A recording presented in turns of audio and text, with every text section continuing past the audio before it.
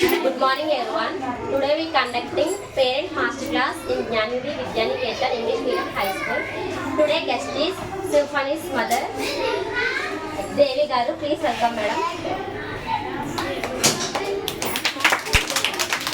Hi, good morning. పొద్దున్నే ఉదయాన్నే ఆవిడకి లేవాలి, లేచి మొహం కడుక్కొని బ్రష్ చేసి పాలు తాగాలి, పాలు గుడ్లు తినాలి. తర్వాత వాష్రూమ్కి వెళ్ళాక వాష్రూమ్ నుండి వచ్చాక శుభ్రంగా సబ్బుతో శుభ్రంగా చేతిలో వాష్ చేసుకోవాలి.